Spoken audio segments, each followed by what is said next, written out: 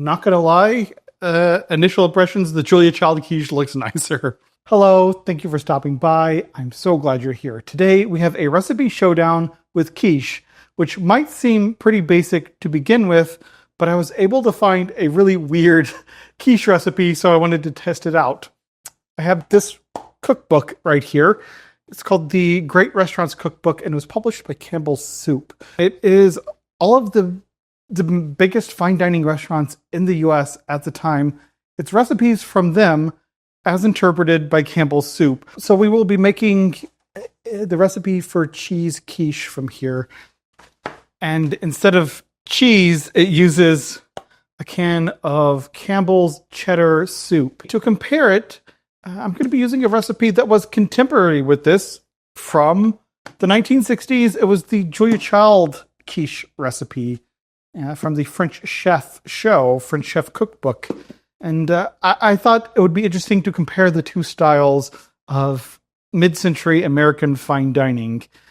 Julia Child, who advocated anybody can do good quality French cooking at home, and Campbell Soup that said, hey, we can give you a shortcut to where you can get good quality French cooking with less effort. Let's get into making the Campbell Soup quiche first. For this, you're going to need one 10-inch unbaked pie shell. And in keeping with the spirit of convenience food in Campbell Soup, I'm just using a Pillsbury frozen deep dish pie crust. We'll need 6 strips of bacon cooked and crumbled. We'll need a can of Campbell's cheddar cheese soup. We'll need 6 eggs separated. So we've got 6 egg yolks here, 6 egg whites here, and a dash of Tabasco. We're going to start. We'll start by stiffly beating the 6 egg whites. While this is going, I'm going to take the cheddar cheese soup and whisk it together with the egg yolks.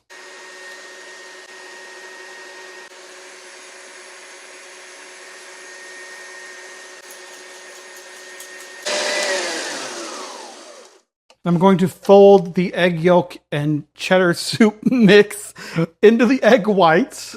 What a strange recipe. And beating the egg whites is very different than other quiche recipes I've seen. It's closer to a souffle.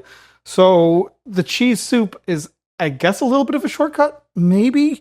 But folding it into the egg whites is definitely not a shortcut. So it'll be interesting to see how this comes out.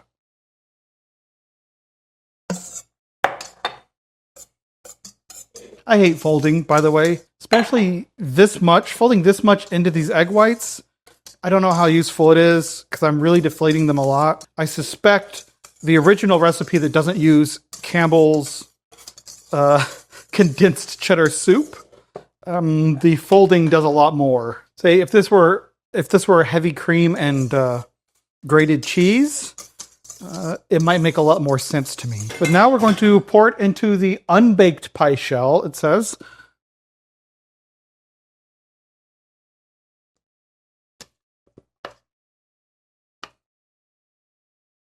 I had just enough room. And we're going to bake this at 325 for 45 minutes until puffed and golden brown. That sounds a lot like a souffle to me. And I really filled this up to the brim.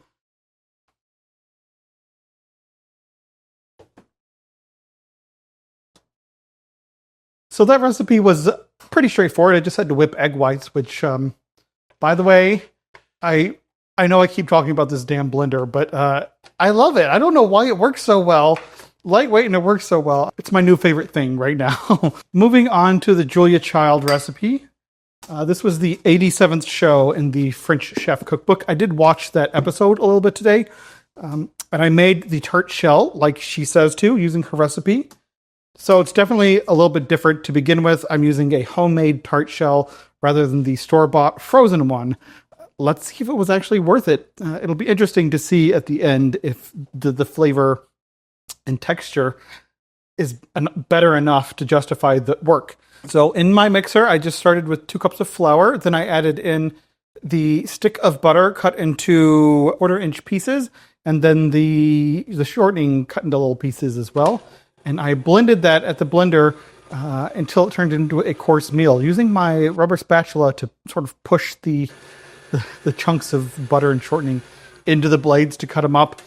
And then I blended 1 egg and a 1/3 cup of ice water together. I whisked that together, and I added that into the course meal flour / fat in the blender and blended it until it clogged up to where it wasn't working very well.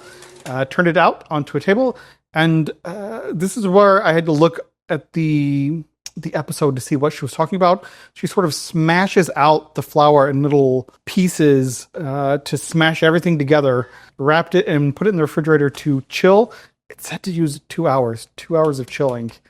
I didn't plan that well, so it got like 15 minutes of chilling, so this is not ideal. Not ideal. I got 15 minutes of chilling, but there you go. When I was ready to bake the shell, I took a 9-inch round cake pan, turned it upside down, oiled it, rolled out the pastry, and then draped it over the top of the round cake pan. How interesting is that? I hadn't seen that before. And I just cleaned up the edges and put the whole thing on a baking tray, a baking sheet, and baked it for, I think, about 10 minutes until it solidified a little bit. After about 10 minutes, I took it out of the oven, let it cool for about 5 to 10 minutes, and then I turned it out onto this rack, and here we are. Let it cool down completely now.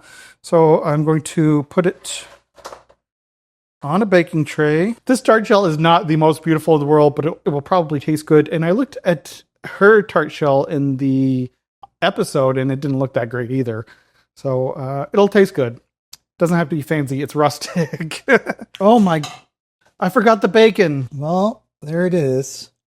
I think it's already cooked too much to add the bacon. Poop. I forgot to add the bacon to the Campbell soup quiche. I guess they'll both get it as garnish on top. I didn't add bacon in one. I won't add bacon in the other. Okay. Back to the filling. 3 eggs. 1 1/4 cup of milk. 1/2 teaspoon-ish of salt. Pinch of pepper. And a pinch of nutmeg. So far, much easier filling-wise than the Campbell soup was. Although it does have the homemade pastry shell. So I've got a cup of the grated Gruyere. I'm going to put 3/4 of this on the bottom of this shell. Add in that blended filling. Sprinkle the remaining cheese on top, but all of the cheese that was on the bottom floated to the top. So, whatever. And then take 2 tablespoons of butter and dot it around the top. I'm noticing that the shell is a lot higher than the filling. She does give you directions for figuring out how much filling you need for a tart by like figuring out the depth of it. She doesn't know which pan you're using to make the shell from. So the recipe in here is maybe not necessarily going to fit your shell if you make it too deep, which apparently I did, but that's where we're at. So this is going to go in the oven 375 for 25 to 30 minutes. The quiche in there is cooking for 325 already. This is supposed to cook at 375. I'm going to split the difference and put it at the oven at 350 and get this cooking.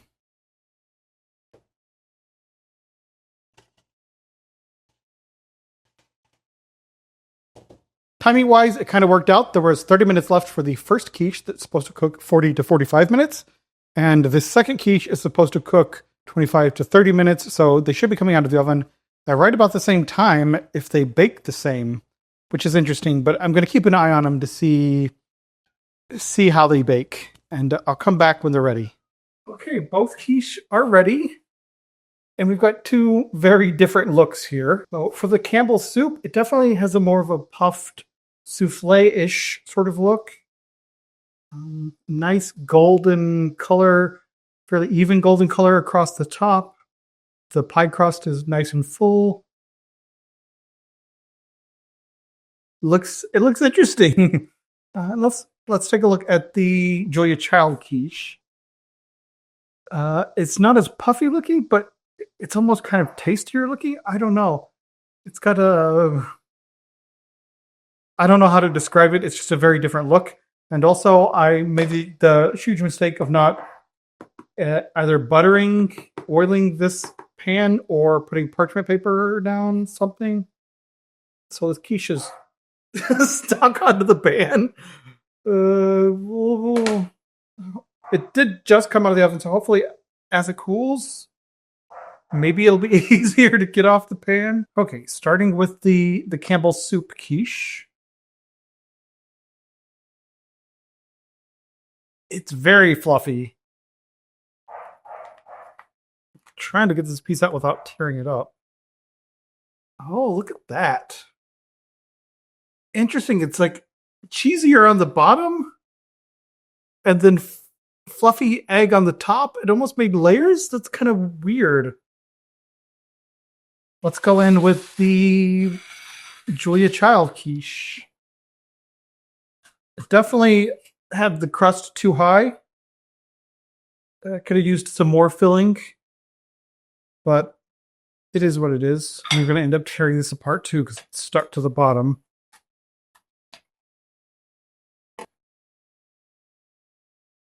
Oh, actually, it held together pretty well. The filling's not as thick, but I only used 3 eggs for this filling as opposed to 6 eggs for the other one, so it's got twice as many eggs. But even considering that it's stuck to the bottom, they all held together very well. Part of that is the homemade pastry crust is a lot sturdier. It's an actual pastry crust versus a pie crust, so it is meant to be sturdy. Oh, I don't have my audio on. Hey-o, there we go. Okay, I just cut all of that without the audio on. Jesus Christus. Let's crumble a little bacon on top, a little chives, and give them a taste test. There they are, side by side. You've got the Campbell soup quiche. You've got the Julia Child quiche. Not gonna lie, initial impressions, the Julia Child quiche looks nicer. The Campbell soup quiche is just a very different style, so we'll see how it goes. And the pastry makes a big difference too. Here's the bite of let's go for the bite of the Campbell soup quiche. Which I keep saying that because it's so funny, Campbell soup quiche. Cheers. It's moderately unpleasant. I like the spice of the Tabasco sauce. The flavor itself is fine. It's not a strong cheesy flavor though. That texture though, I don't know what it's doing. First of all, it's a weird consistency, very even consistency throughout. There's not a lot of tooth to it or chew. It's very soft. It's fully set, but it's still mushy. And there's something like cornstarchy almost on the palate that is sort of drying up the mouth. If I'm not selling it, that's because it need not be sold. It need not be eaten. The bacon and chives do a world of help. I mean, it's not the end of the world. It's edible. I don't know. I'm not loving it. So let's go into the Julia Child quiche, and I'm actually pretty excited for this one. Whipping the egg whites was actually kind of difficult. It was a little bit of a technique to this, Campbell's one. Anyways, the soup itself, the Campbell's condensed cheddar cheese soup, that's what goofed that up. Let's go with the Julia Child quiche. It looks more honest. It looks more natural. I think is the best way to describe it, right? It smells delicious. Cheers.